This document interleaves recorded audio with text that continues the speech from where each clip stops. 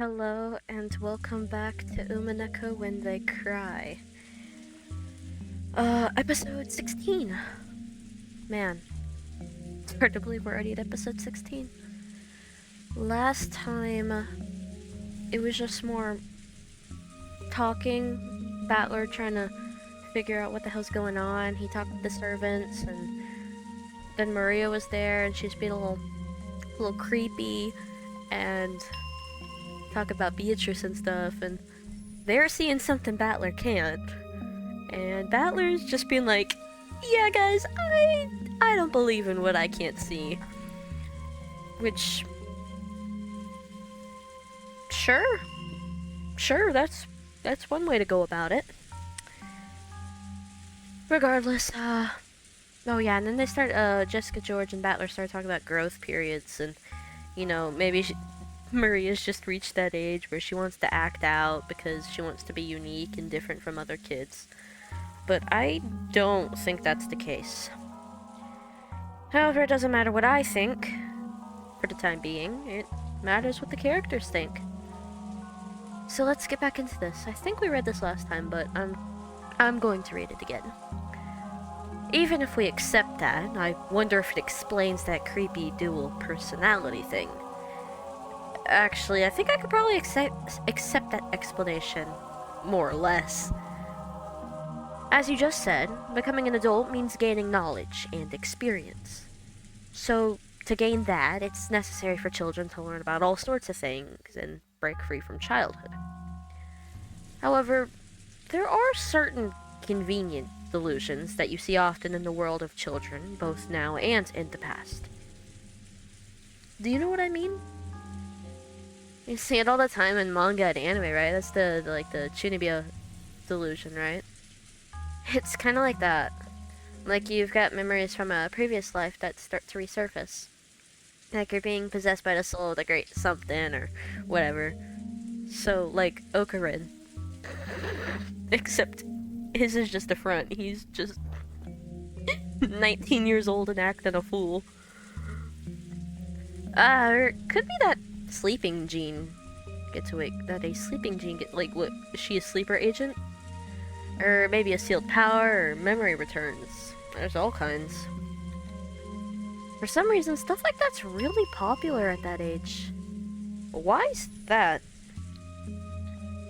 All of those examples you've just mentioned are illusions that let children immediately add to their sum of knowledge and experience. If a 9-year-old girl says she has a 1,000-year-old witch possessing her, then she gains a 1,009-year-old identity. So basically, studying is annoying. But these delusions are convenient for people who want to brag about having a skill no one else has, amazing the people around them. So you can brag about something without having to work hard or study. I see, isn't that a kid's greatest dream? Furthermore, in their desire to separate themselves from being kids, they always project an image of their ideal self. And it's not rare for that desired self to become an alternate personality.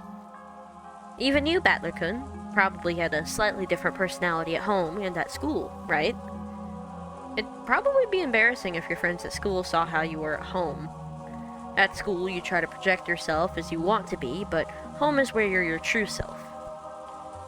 So in other words, I'm changing my personality depending on the situation. It's called code switching. Are you trying to say having multiple personalities is actually really common? No. A girl who's a fan of the occult might say she's being possessed or awakens. Honestly, there are some kids who change their personality so much it's creepy.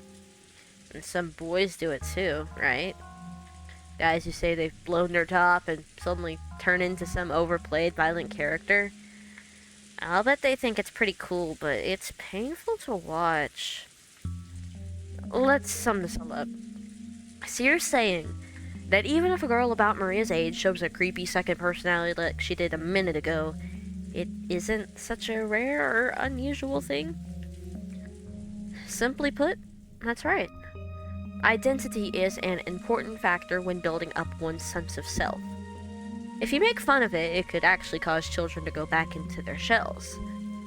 So it's important to go along with them to some degree. although the broad-mindedness of the parent determines whether they play along and fool or not. Nikki, I can't believe you're single. You sound like you've already raised kids through middle school. So I wonder if Aunt Rosa also knew much about Maria's dual personality. I'm sure she knew of it, she just doesn't know how to nurture her daughter. She knew about it. Just between Aunt Rosa... Just between us, Aunt Rosa really hated it. She said it was unpleasant and that Maria was becoming increasingly isolated from the rest of the class.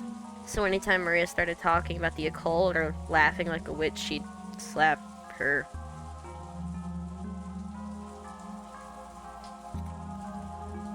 And it looks like Maria stopped talking that way in front of her. Maybe that thing back there was just a little game from a girl facing her growing period. Just a girl trying to show that she was different and independent by holding interest in witches and the occult. And since she wanted to be different from herself, young as she was switching between her normal personality and the personality of her ideal, a witch. At first, I'd found that very disturbing. But after being lectured by George and Nikki, it felt like this was a path everyone walked down at one time or another. I haven't told anyone, but when I was in kindergarten, I joined up with a little gang of kids trying to form an Earth Defense Force, saying we'd help protect peace on Earth. Sure. My face turns red when I remember how, during that we called battle practice, we would chant, EDF, EDF. Just like usual, Maria was relaxing. Immersed in the TV, oohing and laughing like any girl her age. But on the inside, another personality, that of the ideal witch she respected and blindly accepted, was sleeping. But that wasn't anything extraordinary. It was perfectly natural for a girl of her age.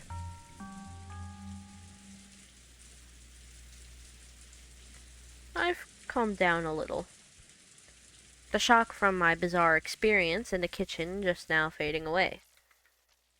If I hadn't talked to Aniki and Jessica, I might still be frightened by the idea that an invisible witch is standing right behind me. However, can I really accept that as an explanation for what happens back there? If it had just been Maria, I could have explained it as the fickle delusions of a growing girl. Ooh, I love speaking. I love talking. Ooh hoo hoo. But Genji-san, Kanan-kun, and Kumasawa-bachan had also been there. None of them had denied what Maria said. They silently accepted that Beatrice exists.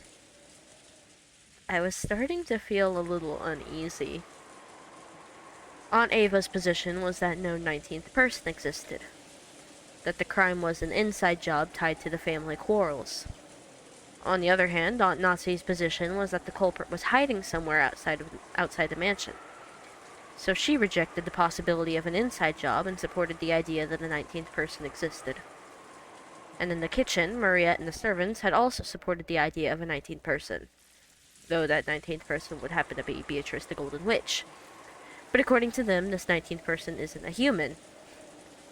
They said it was an invisible witch carrying out some mysterious plan. Is there a 19th person? Or not? And is the culprit human? Or a witch? For some reason, I couldn't just laugh off any of those possibilities. Not even the most ridiculous story about the witch.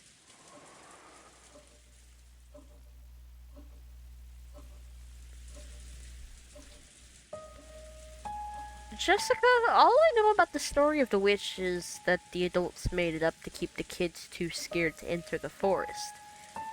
But is the story different here in the mansion? I feel the same way you do, okay? I think it was just a stupid ghost story that parents made up so their kids would listen to them. but I can't deny that the atmosphere inside the mansion makes it a little hard to say it out loud. After all, grandfathers proclaim that Beatrice exists, and because of their position, the servants can't doubt that. Even Uncle Kraus and Aunt Nazi don't want to get in a fight with him, so on the surface, they go along with it. So it's probably fair to say that doubting the existence of Beatrice is taboo to those who live and work in this mansion. Unlike the rest of us, who only come here once a year. Is that right? Jessica took a deep breath in admiration. It looked like Aniki had guessed right. It's just like you say, no one really believes it on the inside. But on the outside, they accept that she exists. See, it's just like the way some people are about God. Even if they know God doesn't exist, they feel like it'd be uncouth if they actually said it out loud. How do you think the servants feel about it? Are they just going along with it because grandfather, their employer, says that she exists? Well, I don't really know the details, but between the servants, the story about Beatrice has been treated like a sort of ghost story. Remember yesterday when Shannon was talking to us down by the beach? That story about how one night when she was doing the rounds in the mansion, she saw something unsettling? She did say something like that, didn't she? Back then I thought she was just being really nice to help improve Maria's mood. But it felt like she was serious when she said it. That's right, she definitely said it. She definitely said the same kind of thing Genji and the rest had all unanimously declared back in the kitchen. In addition, some servants have also seen the will-o-wisps and the glittering butterflies dancing around. Kanekun also saw something like that when he went patrolling one night. And recently you often hear servants talking about strange footsteps heard inside the mansion near midnight. We whispered together that the Beatrice-sama in the portrait sometimes makes herself invisible and walks through the mansion. It happened a while ago. But even I have heard footsteps while patrolling at night that resemble these stories. I'm really glad they did this because I don't remember this part of the conversation on the beach. I was so excited for the beach episode that I forgot everything that happened on the beach. That's right, she definitely said that. Exactly the same thing I had been told just now. But there's nothing to be afraid of. Beatrice-sama is another ruler of this mansion, separate from the master. So there's no need to be unnaturally afraid. If you respect her, I hear she won't do anything bad. However, she can be quite terrifying if you don't respect her, right? Correct.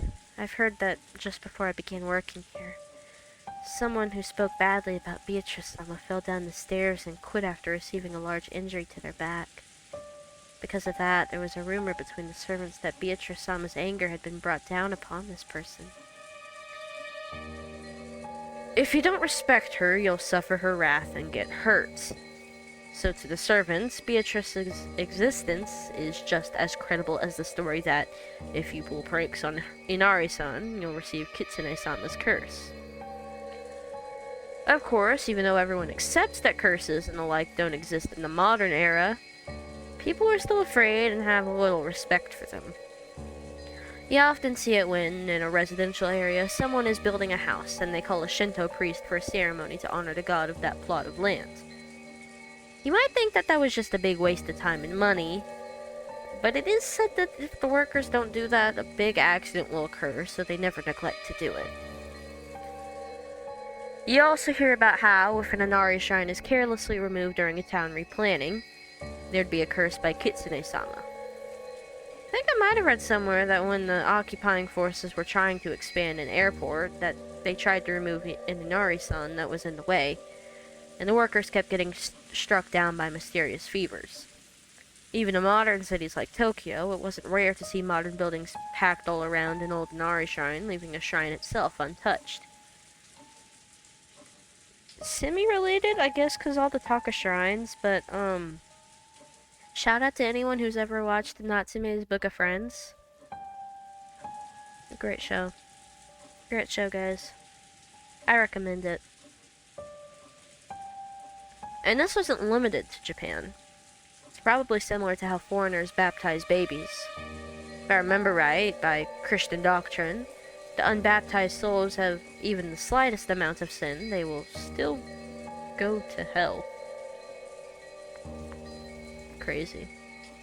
Putting water on a child's forehead doesn't do anything but make them cry. But if by doing just that, parents can prevent their children from going to hell, they will happily go through with that ceremony. I feel like anything these days, anything against the traditional standpoint, is just a one-way ticket to hell to a lot of people. You do anything they don't like and you're going to hell. In short, even in this modern society of reason, we were still unable to throw away every trace of belief and fear. You could even say that we accept certain sorts of supernatural things, though in a passive way. Maybe the only difference on this island is that Beatrice is the object of that worship. So in other words, if anything happens that doesn't seem explainable in human terms, it's called the work of Beatrice. I think Shannon-chan said it herself. Windows and doors and locks that were tightly shut would be open the next time you went to check them. Lights that should have been on went out, and lights that should have been out were turned on. And if I remember, even Jessica was joking about it, saying it was also the work of Beatrice when she couldn't find her bag in the morning. Your memory's pretty good. Normally you'd say some little imps took 'em, but on this island it's Beatrice. Well, it's all pretty stupid, though. This mansion has been standing for about 30 years by now, hasn't it? It's natural for things that old to get their fair share of ghosts and occult stories. Like the 7 mysteries at a school. But that's where I'll spin the chessboard around. Buddy, they don't know what the hell you're talking about when you say that. They weren't there for that conversation. Huh? Exactly. What? Me when I learn a new phrase, and so I gotta alert the masses to it to seem cool. Guys, hold on.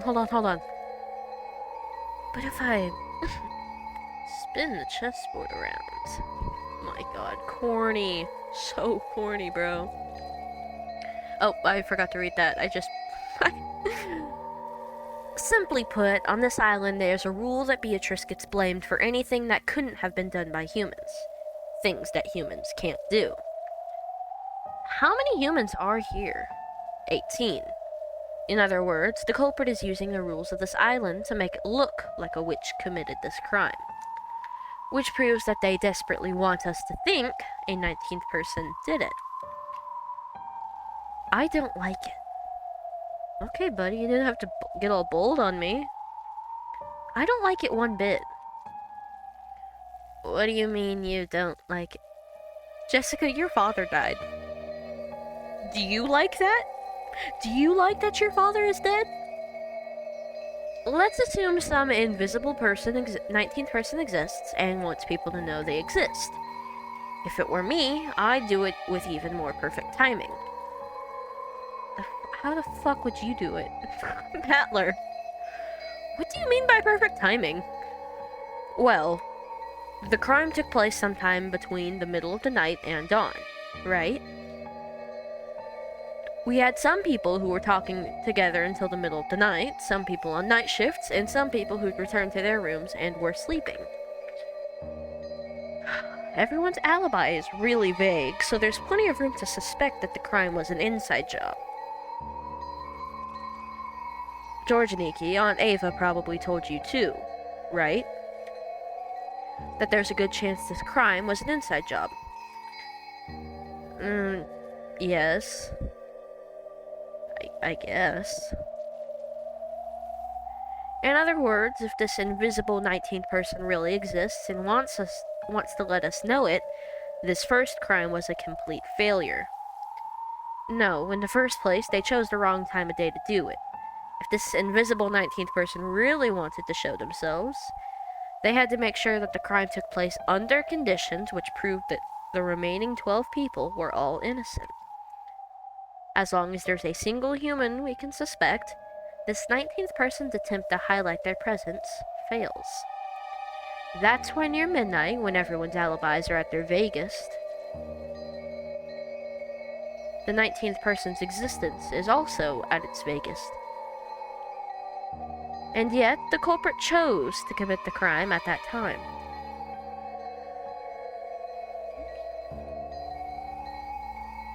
By committing the crime, then, one of the 18 would obviously be suspected. And yet, someone handed Maria the letter and called themselves a witch, even though everyone denies they did it. In other words, you're trying to say that one of the 18 is trying to make it look like a 19th person called Beatrice exists? That's a pretty crazy idea. I think Mom's theory about someone hiding outside the mansion is a bit more credible. Battler, don't tell me you actually think someone in this room is the culprit. I do. Someone's trying to force us to accept that Beatrice exists. That's right. This whole thing started as far back as the letter last night. I don't have any basis or proof, but with the chessboard turned around, this is my best guess. One thing that I've been thinking about, and I've been talking about it too with a friend,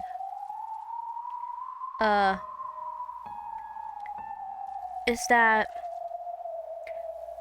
back when the game initially came out, it was a lot easier to believe either way, whether or not, Beatrice actually existed. But, 16 years later? This game came out in 2009, right? Or is it 2008? Either way, now it's a lot harder to avoid spoilers, and having the knowledge, not much knowledge, but having some of the knowledge that I do, I know Beatrice exists.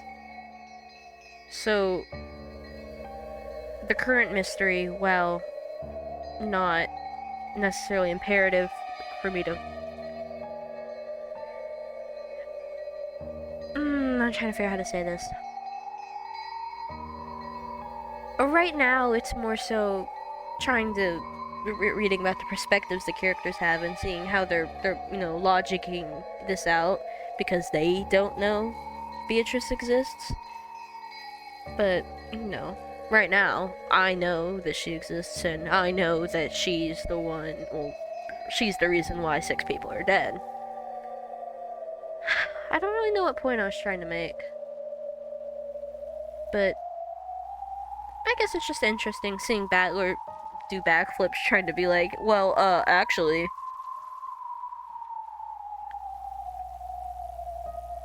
Seriously, that's too crazy. You sure haven't been reading too many weird detective novels. However, it's an angle we can't ignore. Whether there's a 19th person or not, the culprit's definitely planning something involving that rule about this island. Just now, listening to Battler-kun talk, I remembered something that's a little disturbing. Something disturbing? Yes. Do you remember? Beatrice's letter. It said that Beatrice was going to collect interest.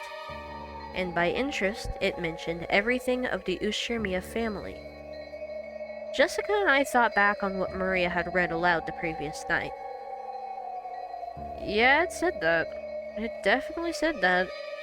That the collection of interest was going to take place shortly, but if the riddle of the gold could be solved, she'd lose that right. Grandfather received the gold and rebuilt the Ushirmiya family. In other words, according to Beatrice, everything created using the gold as capital counts as part of the interest. Which means... that's pretty scary for a joke, Aniki. You don't mean everything of the Ushirmiya family. In other words, everything that grandfather gave birth to. In other words, everyone with grandfather's blood flowing through their veins. If you interpret the letter that way, people are about to start dying. Let's see, the next one is 2 people? Yeah, the 2 who are close, so 2 people are gone next. The 2 who are close. Two who are close. I mean, if we're going by that, that really only leaves, two people. Unless there's like another secret relationship going on here, but the two who are closest that are, you know, still living and breathing would be Hideyoshi and Ava. I mean, could argue Natsuhi and Jessica because they're getting closer, but I'm not sure. Why is she so tall? I just feel like she's super tall. And her head's bigger than her mother's. Why is that?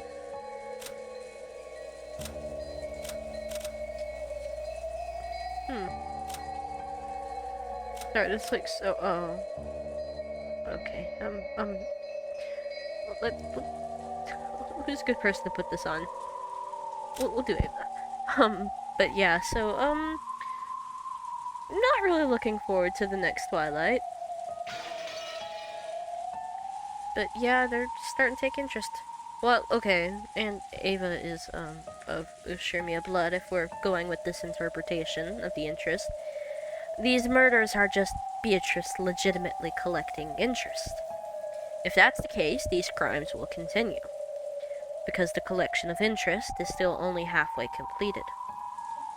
George turned around, looking over the parlor. Only halfway? Wait, hold on. Halfway? Wait. Okay, so 1, 2, 3.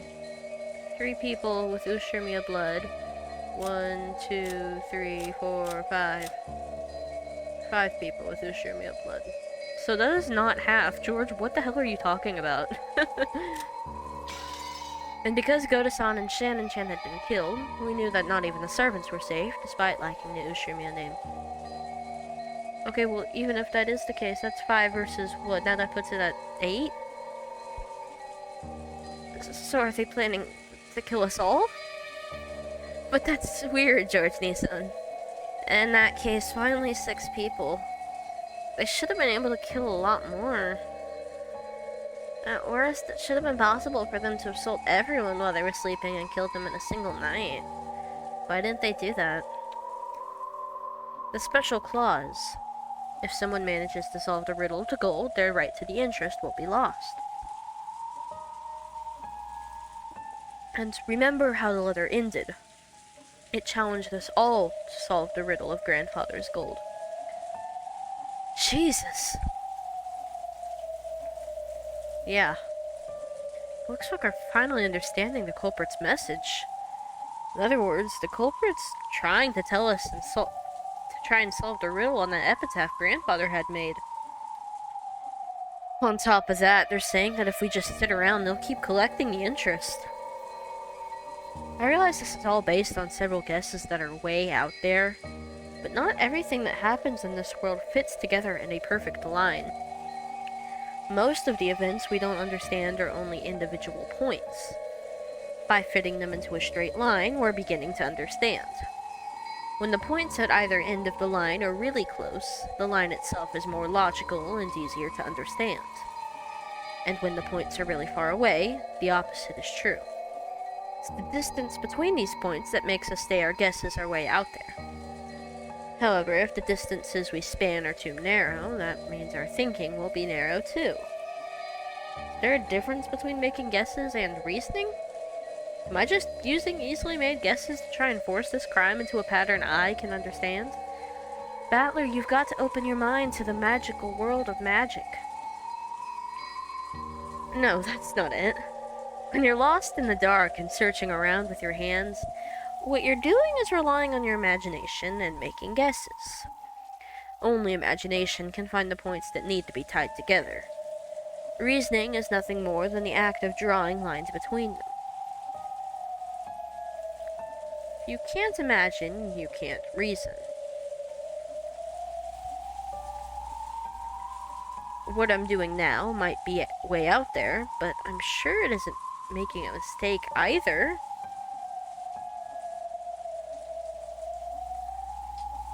Only the power of imagination can pull clues out from the darkness. And then I can use the power of reasoning to tie those clues together. It was a lot like the process of searching out an enemy's weak spot and striking. It's okay if I'm way out there. Find a weak point first. Then we can think about how to strike. Right now is the time to find points we can tie together later. Phew. Time pass. Time not pass. Still raining. It can't rain all the time. Shout out to those who get that one. For the time being, I put aside whether a 19th person existed, and announced our theory that the goal of the culprit might have been to make us solve the riddle of the epitaph. Uncle Hideyoshi seemed to be extremely interested, but Aunt Nazi said it was ridiculous and dismissed it. Of course. If you think about it that way, even that letter from yesterday makes sense. The motive seems to fit pretty well with the facts. Setting aside whoever it was that gave Maria-chan the letter. Beatrice exists! Even though she was puffing up her cheeks in that cute way she'd been doing since yesterday, I couldn't think of it as cute. If I poked fun at her, it might suddenly transform into a creepy laugh.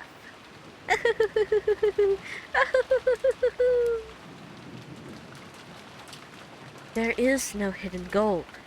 However, if the culprit is blindly sure of its existence, and if they're trying to make us solve the riddle before snatching the gold away for themselves, then I will agree it makes sense. However, if that were the case, why would they start by killing the most highly ranked in the Ushimiya family? I see your point. They wanted to make us solve the riddle. Killing those closest to Kenzo-san doesn't sound like a good plan to me. That's true enough. And if we're going with that argument, wouldn't it have been quicker to threaten father in the first place? You'd think it'd be faster to just ask the person who wrote it, rather than trying to force us to solve it. You've got a point there. Still, I think it'd take more than your average threat to make father spill the beans. Anyone who knows Kenzo-san well enough would probably realize that he won't bow to ordinary threats. He's the man who bears responsibility for the Ushimiya family and all its vast wealth. He's been exposed to many threats and attacks in the past. The family only prospers today because he was able to overcome all of them. That's freaking right.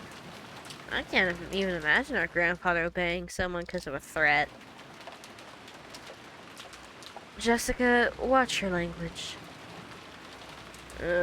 Yes, Mom.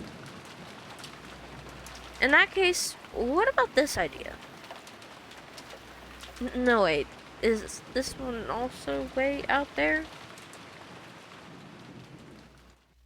I couldn't hesitate. Out there ideas are like bows and arrows. It might be hard to hit with, but it's a great weapon because you can hit enemies far away.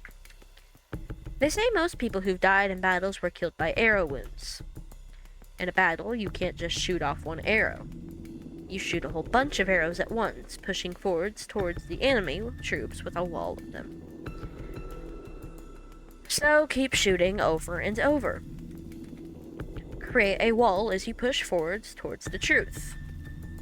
If the culprit is after the hidden gold, forcing us to solve a riddle wouldn't be very efficient for them.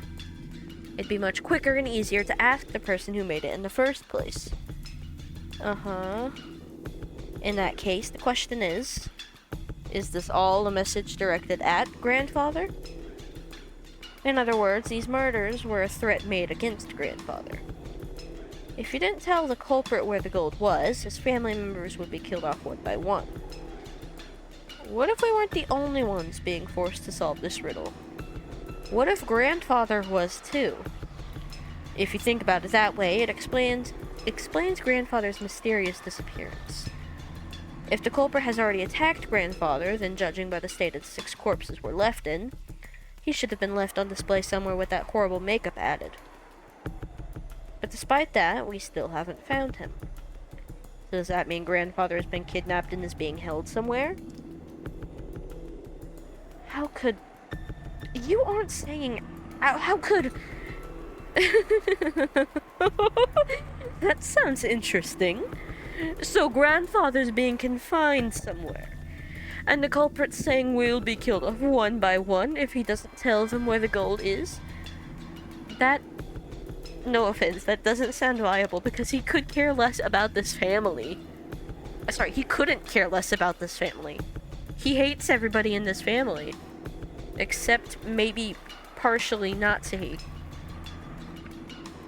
But, like... Battler, buddy, you gotta realize, your grandfather hates all of you. It pains me to imagine how you find that interesting. Aunt Nazi glared at her, but Aunt Ava just smiled calmly. Since we still haven't seen him after all this time, I think it's almost certain that grandfather's gotten caught up in the crime. If you think about it, you can't just ignore Battler-kun's theory, right? Be quiet, George. Oh, sorry. Be quiet, George. In the first place, when did father actually disappear?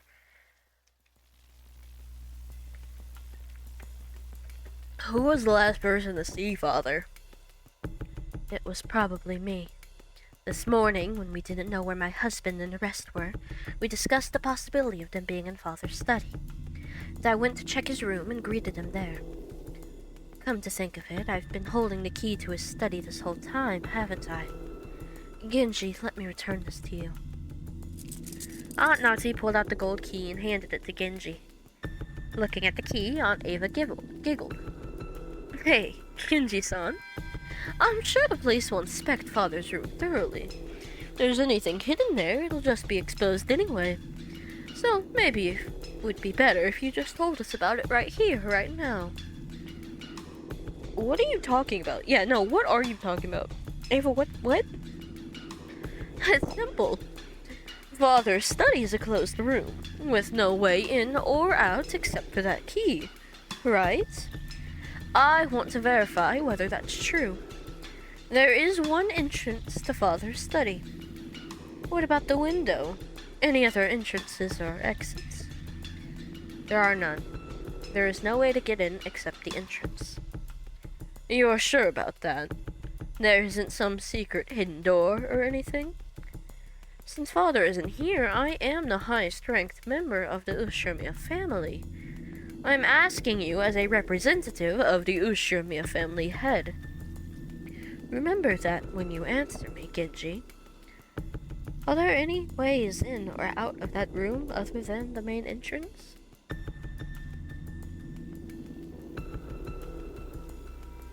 As father's closest aide, I'm sure you would know.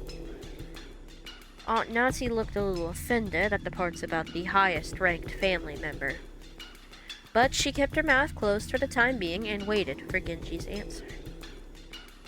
I couldn't help but feel a little uncomfortable. Why was she going on and on about 10 doors? Because maybe he could be hiding behind a door. Like, or someone could have gotten in. Man, I don't know. You too, Ken-kun, Kumasawa-san. If you know why, won't you tell me? If you know, sorry, if there is one, it'd be better if you said so. Otherwise, a certain person might be driven into a corner in a second. If we assume that there is a hidden door, then my argument comes to nothing. Aunt Ava didn't specify which person was about to be driven into a corner.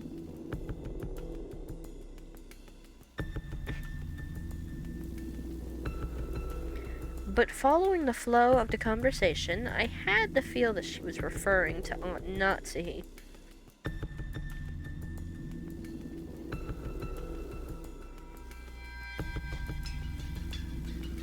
Mother, what are you talking about? George, stay quiet for a bit. Mummy's trying to accuse your aunt of murder. What do you say? Genji-san? Kanan-kun? Or Kumasawa-san? Is there a hidden door? Or not? Genji-san, when you remodeled Father's study, you must have overseen the construction. I won't let you say you don't know. There is nothing like that in Master's study. You're sure? What about Kanan-kun, one who's always allowed to wear the one-winged eagle? That's right. I'm sure. There is no such hidden door in a Master's study. Kumasawa-san? No, I haven't heard of such a thing. What about Dr. Nanjo? You've had a close relationship with Father. I've never heard of something like that. Very well then. So are you ready? Let me begin. It's very simple. Everyone tilted her head doubtfully, wondering what Aunt Ava was starting to talk about so proudly. Aunt Ava laughed triumphantly, as though she were about to reveal a secret only she knew.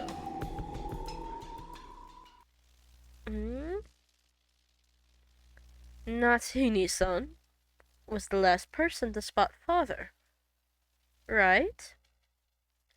I forget the exact time, but I think it was a little before 9 in the morning. Nissan, do you remember? I ran into you just as you were coming out of Father's study. Right?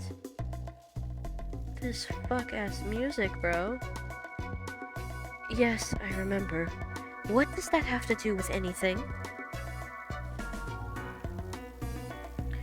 And when was the next time you went to visit Father's study? That was after we found the bodies of Nissan and the rest. Right? Together with me, you went up to the study to report that, and we discovered that he wasn't there. By the way, Nissan, at that time when you went to enter Father's study, did you notice anything?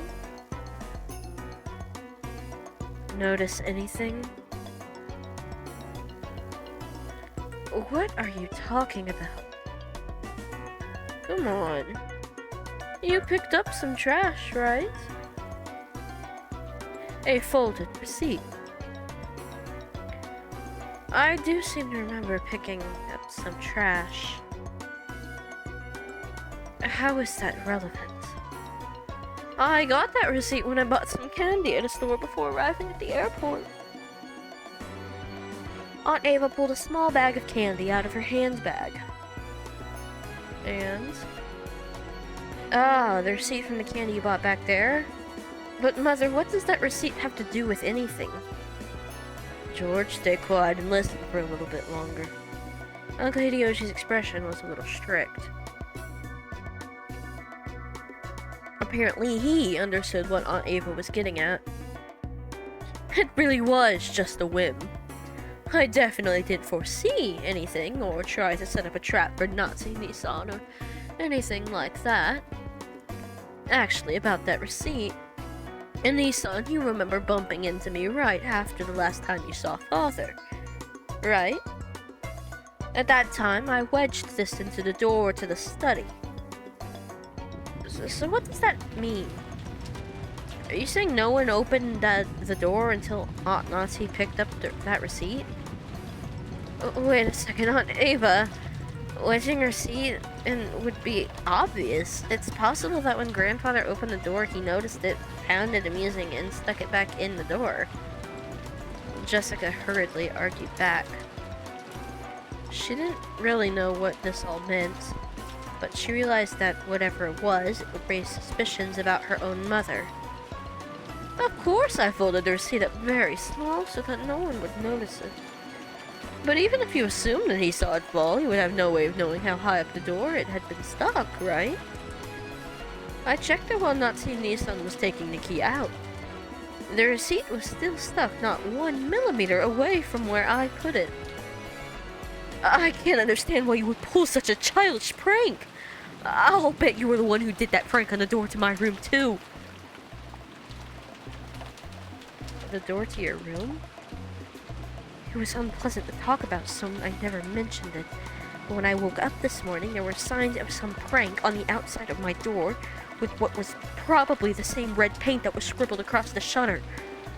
There were some unpleasant marks as though someone had been tearing at the door. Wait, what's this? Why'd you keep quiet about this till now? My apologies. So many horrible things have occurred since then, I'd completely forgotten about it until this moment. I don't know anything about that. I'm not talking about your door, but the door to Father's room, right? Between the time you confirmed that he was in his room and the time we confirmed that he wasn't, that door wasn't opened even once. How did Father get out if he didn't use the door? I don't know that. That's what I want to know. Natsu-Nissan, other than you, who else checked to see whether Father was in his room? Last night, the last time I met Kenzo-san was when we were playing chess, so I was with him until just before dinner. Who saw him after that? I did. I gave him his dinner last night. Yes, Shannon and I were with him. So at that time, Father was still definitely in his room.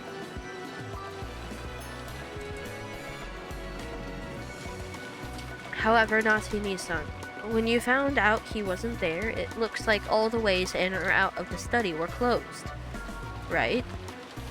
But even so, you said you met with him this morning. I don't understand why everyone has become so gloomy. Could someone please explain it to me? Father and Mother, are you saying that what Natsu says about meeting Grandfather this morning was a lie? Like hell, she'd lie about that. Mom's guiltless. Why would she lie? Jessica, I keep telling you to watch your language. All at once, the whole room was in an uproar. Aunt Ava and Aunt Natsu confronted each other across the parlor table, with George confronting Jessica. What the heck's going on? Many people spotted him last night, right? But since this morning, the only one who claims to have seen Father is Natsuhime-san. And then there's that strange fact we learned from my receipt. So how can we connect these points together? Aunt Ava urged everyone to imagine it. Sure, that receipt could have become an important point, but I didn't know which other points to tie to, or how. So, I think what Ava's getting at is that Natsu lied about going to see Kenzo, and that he had something to do with his disappearance. If we try searching for the answer Aunt Ava probably wants, we'll find that Aunt Natsu lied and acted as though Grandfather was in the room this morning. Had that fact been exposed by a whim of Aunt Ava's? I don't get it at all. Why would Mom have to lie? She had no reason to, right? That's what I want to know. But Jessica-chan, you can't be sure she had no reason to lie and say that Grandfather was in the room. After all, you see it in mystery novels every now and then. That trick where people fake the time of death to create an alibi for themselves? What are you talking about? I've never heard of that. We still haven't found Father yet, but it's pretty natural to assume he's already been killed. If that's true, there's no doubt we'll find his corpse soon. If at that point the time of death could be cleverly faked, Natsuhime-san would be able to create an alibi. Do you understand, everyone? This morning, when Aunt Natsu confirmed that Grandfather was there, she lied. And he was already dead at that time? And then she moved the body to some other location and tampered with it so that when we find it, we'll think he was killed just a second ago. That'd make it possible for her to create an alibi, even just by staying with the rest of us. Then she could say, I heard someone screaming, dash over there and become the first to find the body along with everyone else. Is that what Aunt Ava's saying? Ridiculous. After all, detective novels are merely books for the purpose of entertainment. You can only think of such an indiscreet idea because you read them all the time. That's right. Even if she did try to fake the time of death a little, all that would be blown away in an instant once the police did their autopsy. That might have worked in the past, but do you really think that kind of trick would work in modern Japan? It doesn't make sense. You think so? This morning when Dr. Nanjo looked at the corpses, he was only able to give a vague estimate of the time of death, right? Autopsy reports are very easily affected by the environment and individual differences. It's a very relative estimate with an uncertainty of several hours. And unfortunately, the police's scientific investigation will have to wait until tomorrow. It wouldn't be easy to measure the correct time of death so accurately, even in modern Japan. Isn't that right, Dr. Nanjo?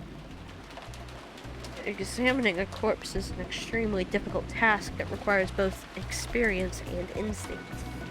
I have heard that there is a very high chance of a mistaken diagnosis. I imagine it is very possible for a misreading of just a few hours to occur. However, for an alibi, that's more than enough. It's an old trick. It's a trick that works well enough. Natsu-ni-san. It's not like we want to suspect you, okay? I think Ava wants to suspect her. We just want you to prove your innocence so we don't have to suspect you.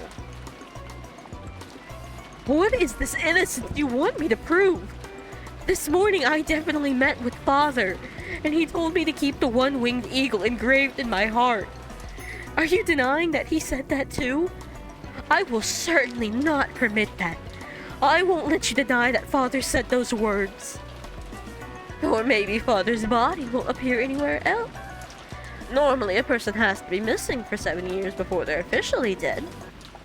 Wouldn't that be a clever way to extend Father's nearly finished life another 7 years and keep all this wealth for yourself? Oh, whoa! Whoa, put the gun down, put the gun down, put the gun down. We don't need to argue. We don't need to fight. We mustn't, we don't need to tussle. I can't let you get away with saying any more. I am Ushijumi Natsuhi. Although I do not have the right to wear the one-winged eagle on my body, it is certainly engraved on my heart. What do you think you're saying to the wife of Kraus, successor to the head, and the one who will act as such in his place? What's this? Are you going to shoot me with that gun? Go ahead. If only you just shoot. You're just desperate because you can't think of a way out, right? Do it. Just try to obscure the truth with violence. It wasn't like Aunt Nazi had been actually holding that gun at the ready and threatening anyone. But as she was egged on by Aunt Ava, she did hold it at the ready. Unsurprisingly, once things got to this stage, Jessica and Genji-san tried to stop her. I don't think you should get in the way of someone with a gun. Gun safety? Yeah? Madam, please calm yourself. Mom, you aren't lying, so there's no reason for you to listen to this. Calm down, Nazi-san. All you've got to do is swear that Father definitely was in that room. Why are you getting so worked up? Because Ava's, like, rage-baiting her. What do you mean? It's a little more than rage-baiting. That is correct. Nazi-san isn't lying. Shouldn't that be the end of it? Then I want you to explain. How did Father manage to disappear from the room? The window was closed tight from the inside. The same was true for the door, right? This morning, if you really met with Father, then you must explain how Father disappeared from this unopenable door closed from room scenario. If you don't, that'd mean you're lying after all, right? How far do you plan to mock me? If you want to argue back, go ahead. That's right, try explaining it right here, right now. If you do, I'll apologize for suspecting you. How did Father manage to get out from that closed room? I cannot explain, and there's no need for me to do so. Really? Then let me explain it. Let's take the best parts from my perspective and yours and come up with a more friendly explanation. I'll believe what you said about Father still being in his room this morning. However, the next time the door was opened, Father wasn't there. You don't have any objections so far, right? I have no desire to hear anything more you have to say. Shut your frivolous mouth. My reasoning goes like this, okay? I can confirm that on both occasions you were the only one to go through that door. And the receipt proves it. So what's the answer to the puzzle of how Father left the room? The window. He was sent out the window.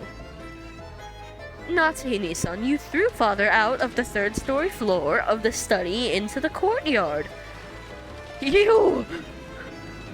Madam, please endure it. Eva-sama, please stop this. After that, when you left and said you were going to check the doors and windows, you took Father's corpse, which had fallen in the courtyard, and hid it. That was probably when you took some measures to fake the time of death, right? This ties in with the case regarding Krausny-san and the rest, and also the case regarding Beatrice last night. There's a really good chance we've got reason to suspect Natsu-san in all those cases. Normally, I wouldn't want to say this, but you're gonna say it anyway. But now that it's out in the open, there's nothing else I can do. Please, Natsuhini-san. Please explain how you can be innocent. Otherwise, I can't help but suspect you. Why me? Why must I, Ushirumi Anati, be insulted like this?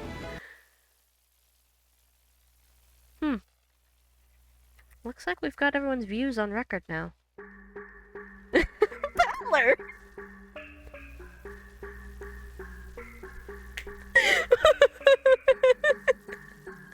Battler, buddy, what?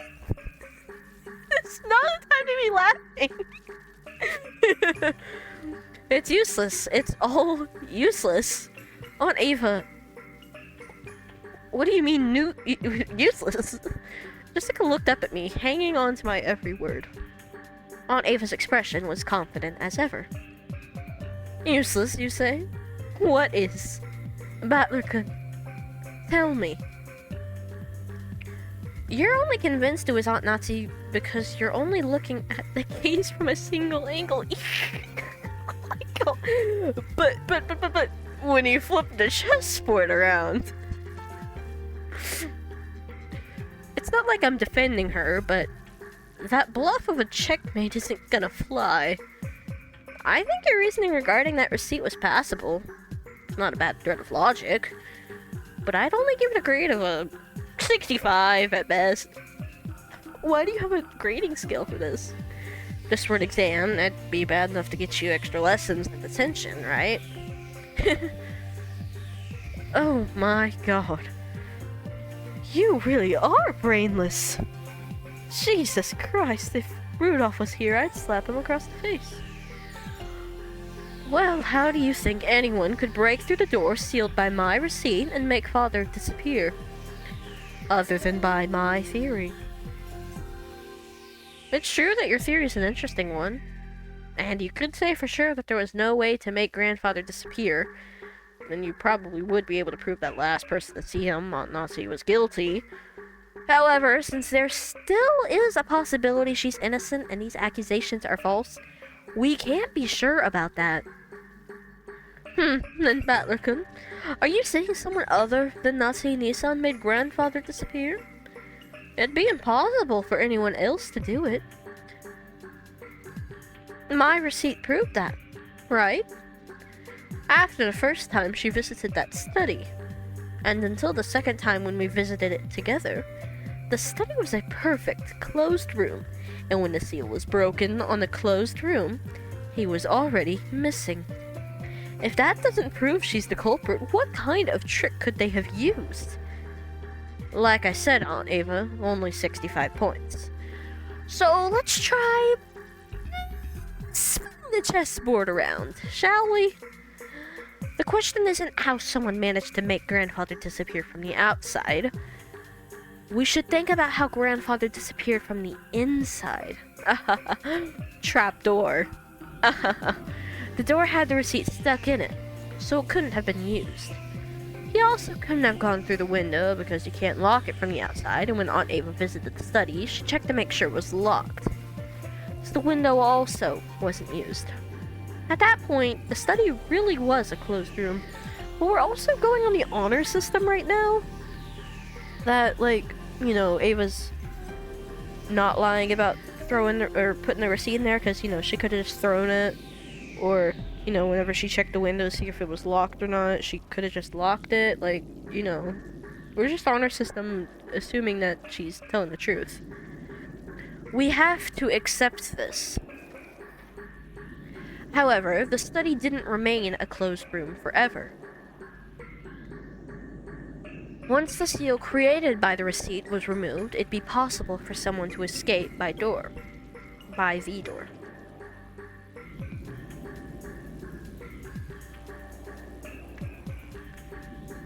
In other words, the question isn't how Aunt Nazi made Grandfather disappear. We need to think about how he was able to escape. Grandfather's study isn't an ordinary study, right? According to Genji-san, there's a toilet and a kitchen and even a bedroom, almost like a little house. For example, what if he was hiding under the bed and the two of you only thought he was missing? Aunt Ava, even you didn't check that far, right? And then the two of you went back down the stairs thinking he wasn't there. At that time, the receipt was already gone. In other words, if Grandfather was hiding in his room the whole time, it was a closed room, and escaped after letting the two of you go past him, we can crack this closed room right open. What are you talking about? Battler, I'm being honest here. Not the best argument you've ever made. That's kind of silly. I don't know if he would, go that far and get on the ground like that. But, why would Father need to escape the room in such a bizarre fashion? Don't be so absurd. You know what? I think we're gonna leave off in this absurdity of Battler's theory? We can call it that? Yeah, so we've learned a lot. Kind of. Murder. And Aunt Nasi could or could not be guilty. I'm leaning on the side of not guilty. Because, wait, did I say Ava or Nazi? Nazi not guilty. Nazi not guilty. Nazi not guilty. Yeah, so I can't wait to pick this up next time. I have, a lot more time next week, so we might get a double episode. Depending on how I feel. But, yeah, thanks for watching, and, bye!